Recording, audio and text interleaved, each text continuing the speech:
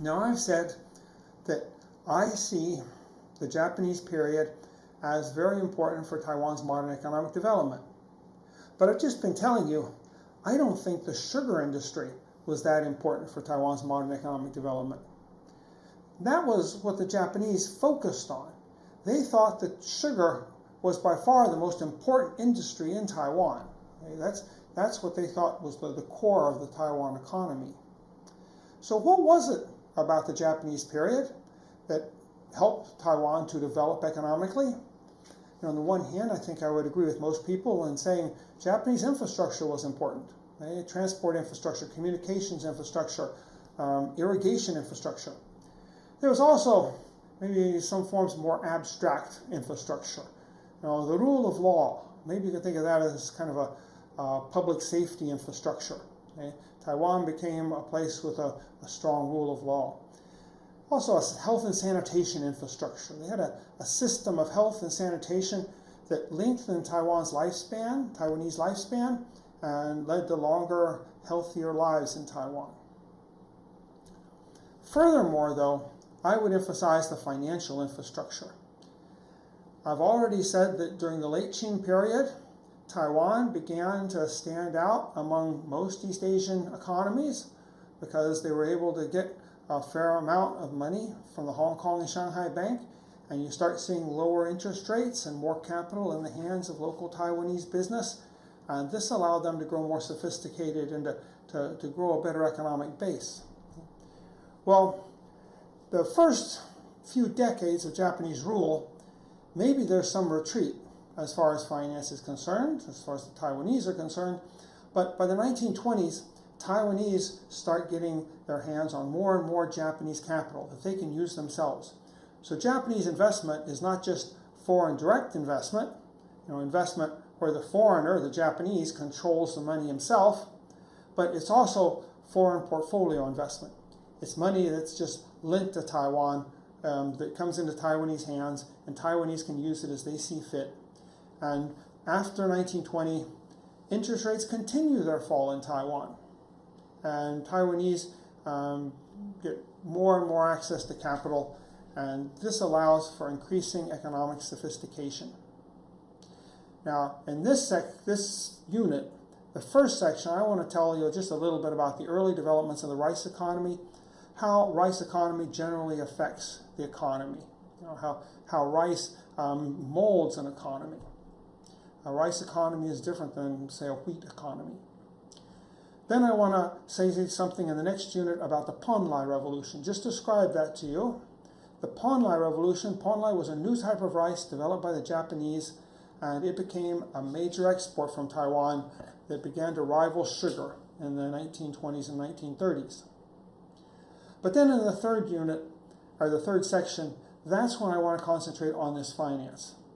I don't see the Ponlai Revolution as primarily a technological revolution, and some scholars would focus more on the technological developments behind Ponlai. I see the Ponlai rice revolution as more of a financial revolution. And this is based, again, on my own research. I've published this in the Australian Economic History Review. First, though, early developments. Taiwan is an island off the shore of China, off the shore of Fujian. Fujian played a very crucial role in Chinese history.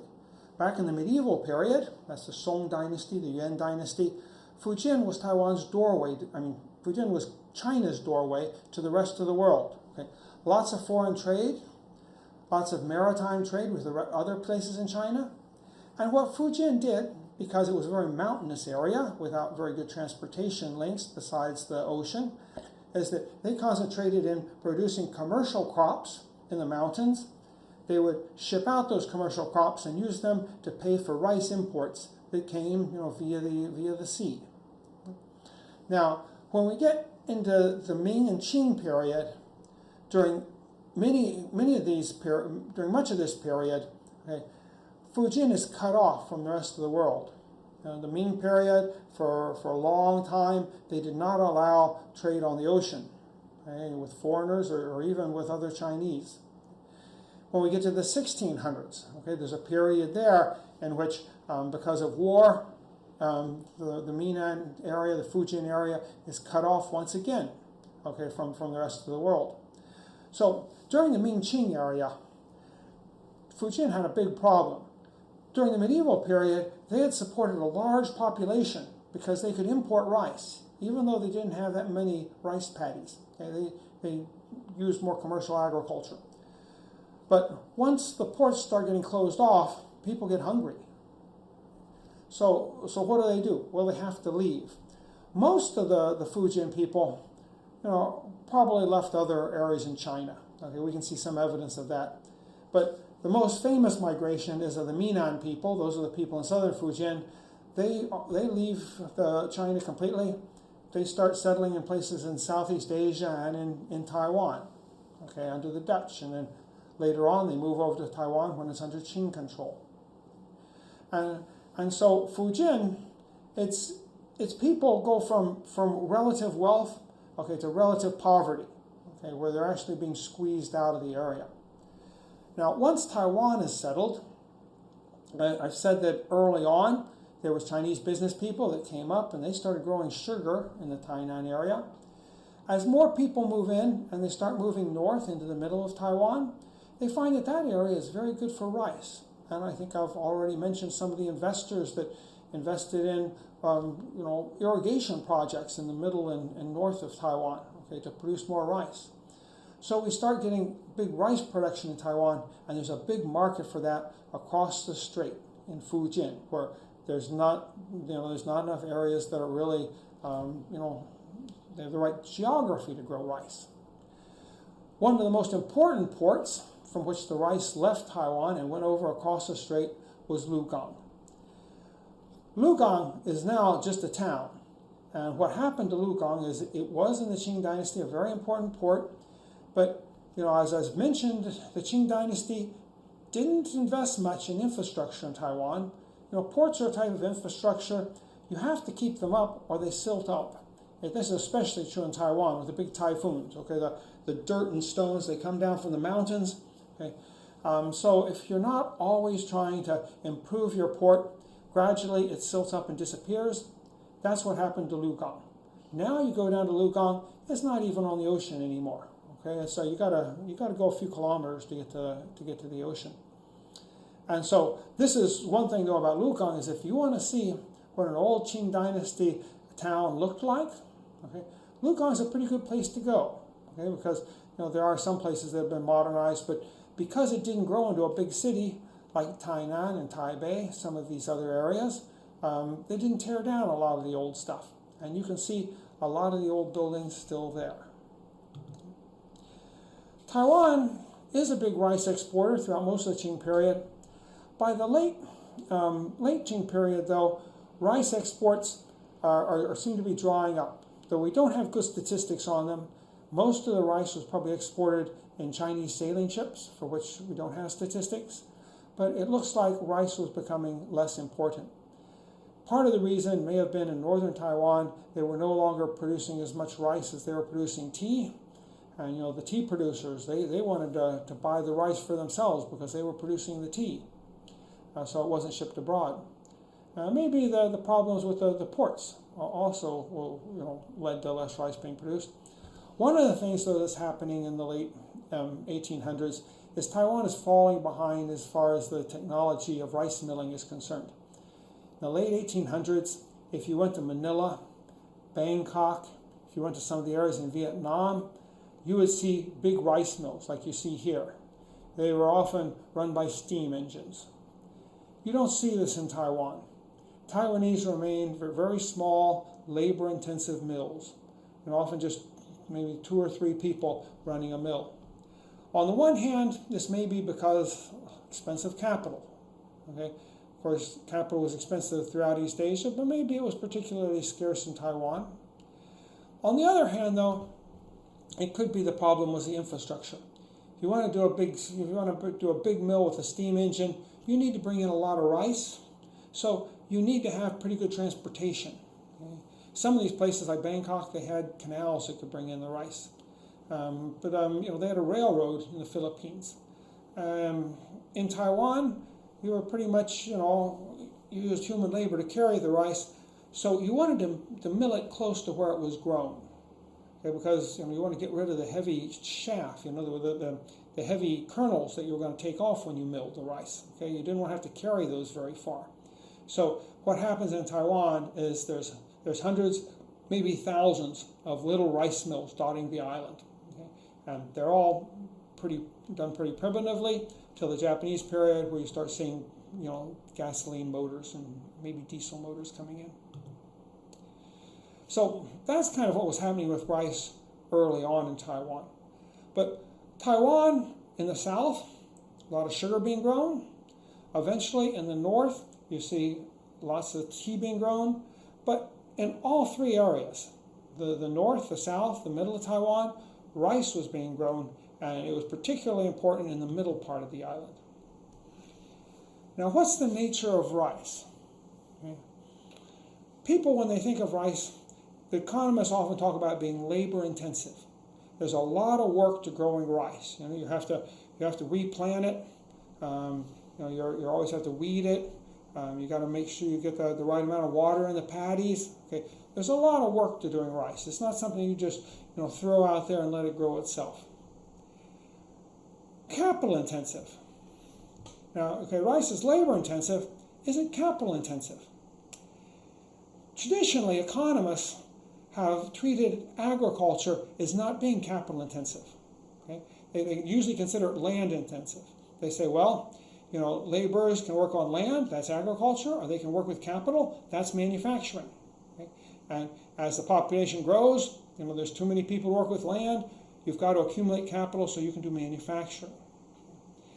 Capital is often tools and structures. Okay? That's usually what economists consider capital. Well, I would argue that rice paddies are a very important form of capital. They are a structure, and they're very hard to create. You have to level them out. You've got to bring in water with irrigation canals.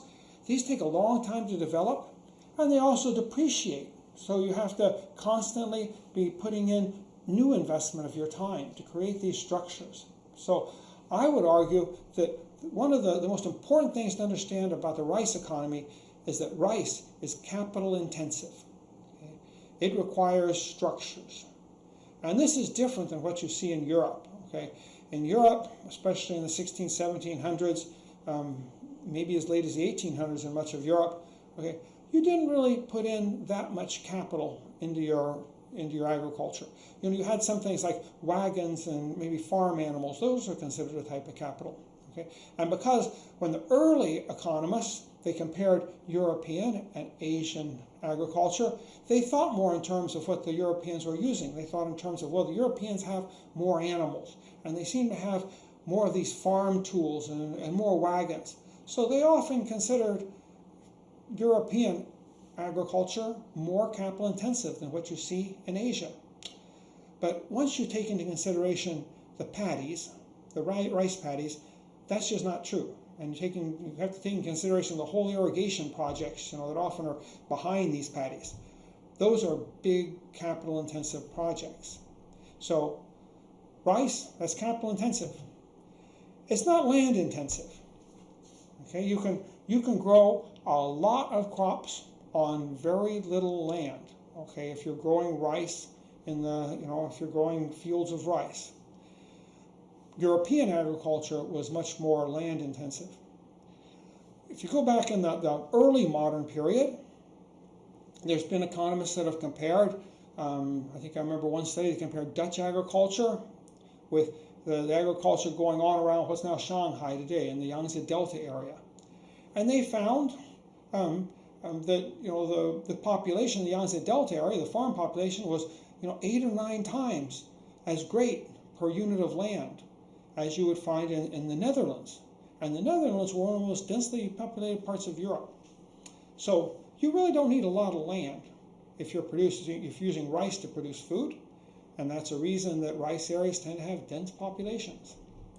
Now, in Taiwan, I've talked about the big rents and the small rents. When they try to develop the land, there would be one person, he was probably more of a crony capitalist. He would have good relations with the government. He had probably spent a lot of money building up those good relations. He would look around, try to find some nice area, and he would get permission to develop that area and to kind of cut it up and to sell off the units of land. And the rents he got from this, they're called the big rents, but they're not the big rents. You know, they're usually about maybe 15% of the crop. Okay, they're relatively small. Okay? The people then that buy the land from him, and they develop it into rice-producing land, paddy land, they get much more rents. And they're getting more rents because, you know, what they're being paid for is the capital investment they've made. And the capital investment is more important than the land itself. Okay? So these kind of what they call the big landlord and the small landlord. The small landlord is actually getting most of the money. He's supplied the paddy. He's built that. Okay? And so, I mean, that's one piece of evidence for how capital-intensive Taiwanese agriculture is. Okay, especially in the rice-producing areas. The tenant, you know, of course, he gets his share. That's about in a really good rice paddy. The tenant share is probably only about 40%, and his share is mainly the labor. And it does require quite a bit of labor to produce this, you know, to produce the rice. Paddy prices versus dryland prices. Paddy prices, you know, they're going to be worth, you know, paddy land is going to be worth at least twice as much as dry land. You know, probably more like 3 times as much. And, you know, I talked about this comparison between Europe and China. One of the things that was discovered when you look at the 16, 17, 1800s, okay, and you compare Europe, you know, maybe the Dutch or the English with some of the more developed areas of China, you find that in agriculture, labor productivity was about the same. That means each laborer produced about the same amount of good. But in manufacturing and service industries, the European laborer produced several times more than the Chinese laborer. You know, why would this be? And, you know, this is production per laborer. It doesn't really reflect on the laborer's skill. The laborers were probably equally skillful. Okay? What was happening, though, was that in manufacturing and the service industry, the Europeans were using lots of capital equipment. Okay? Each laborer had a lot of capital equipment, so he could produce a lot more. Okay? In China, the capital wasn't going into manufacturing services. The capital was being put into agriculture. Okay? And so even though the average laborer in some of these developed areas of China was mainly only using, you know, 1/8 of the land that was being used by these farmers in Europe, the Chinese laborer was still producing almost as much because he not only had this land, he also had the capital, you know, the rice paddy. Okay, that's what made the difference. So Taiwan and much of the rest of Asia, to understand it, you have to understand that originally it was a capital-intensive place. It's just the capital was going into agriculture. And so when you look at the difference in interest rates between Europe and Asia, well, by 1900, part of the reason Europe has lower interest rates probably is because it's richer, and richer people tend to have more capital. But on the other hand, I would argue that at least earlier, in the early modern period, probably the main reason European interest rates were lower was because the Europeans did not have to put a lot of capital into agriculture. They didn't have that big a demand for capital. Okay? Because agriculture was by far the biggest sector of the economy, and they were doing it with so little capital, they had capital left over that could be used at a fairly cheap interest rate to help their manufacturing and service industries. In China and some other places in Asia, interest rates were much higher, capital was scarcer, not because there wasn't capital, but because there was such a big demand for capital, and the agricultural sector was just sucking it in there, and there was very little capital left over for services or manufacturing. I think, you know, that's partly what explains the Industrial Revolution. Europe had the Industrial Revolution because it had cheap capital, it had cheaper interest rates, okay, and in Asia you see very high interest rates. And I think this is because of the demand for capital on the part of agriculture in East Asia. I should tell you This is my own opinion, which I haven't convinced a lot of people of, so it's just a little bit speculative, but I want you to think about this. Okay, what are the other effects besides affecting, say, interest rates? What other effects does rice have on an economy? Okay. Well, one thing is that if you're going to set up these rice paddies, you often have to coordinate with other people, coordinate with your neighbors. Okay, you have to work together. So this is especially true for the irrigation systems. But also, if you're going to repair your paddies, you have to be careful. What how you affect your neighbor's land. Okay? So, in a rice economy, you tend to have tight local social organizations. And we talked about in the sugar industry, some of the times the sugar manufacturing was done by people who was kind of small scale capitalists who would supply the capital and organize the sugar mill themselves. But also equally often, sugar mills were done cooperatively. Okay, you don't see really this type of cooperation and this type of crop processing in a lot of other countries. I think what's happening here is that in the rice areas, farmers have learned to cooperate with with other villagers, with the people close to them, and so it's easier for them when they're producing something like sugarcane to also cooperate, okay, and to do things together. So you have, in a sense, a cooperative society.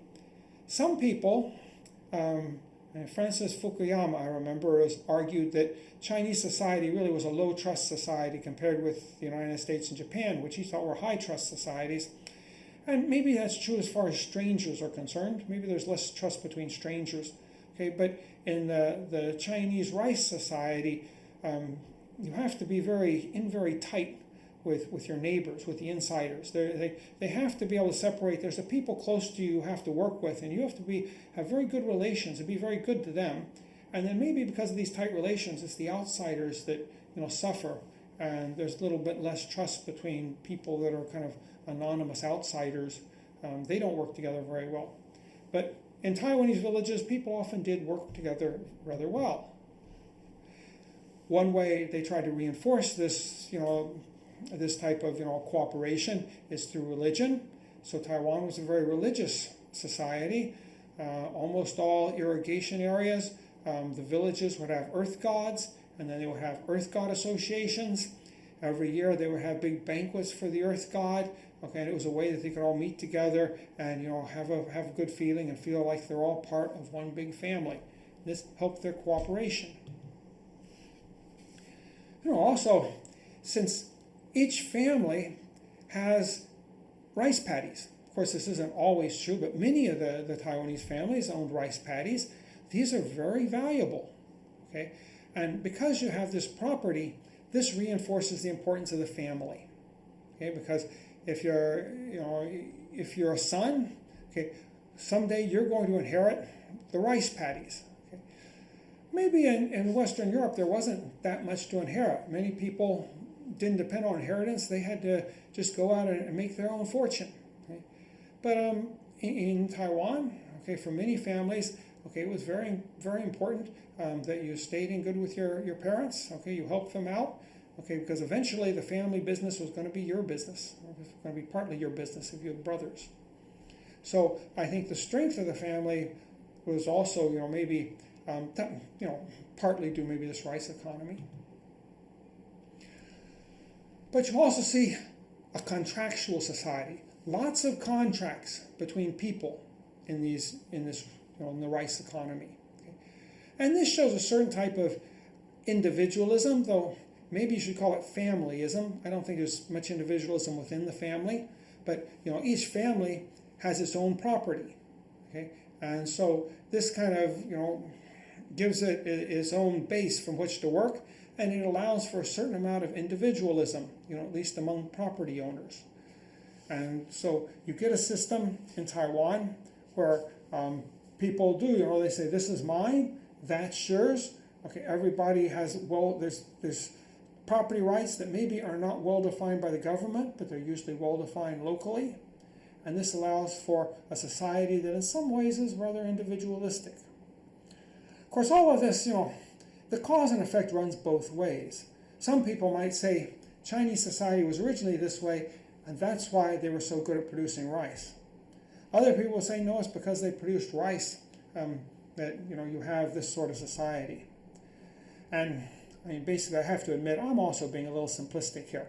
There are areas of China that don't produce much rice, okay, and I haven't really studied how that affects their society. Okay?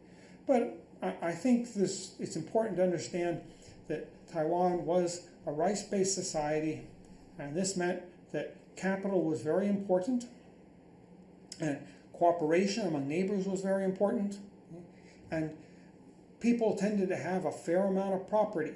Okay, and so this maybe allowed for, at least on the family level, I don't know if you want to call it individualism, maybe a certain amount of familyism, where you have independent families, okay, that can kind of stand up against other families, and they have their own property to protect. So that's just generally some thoughts to get you thinking about what this rice economy really is and how it affected Taiwan. Again, I'm making some big generalizations here, something somewhat kind of speculative. So what I want you to look at this unit, I want you to take it as something to think about. Okay, you don't necessarily have to believe all of these causes and effects, okay, are always true. It's this stuff that we need to continue to discuss and we need to continue to investigate.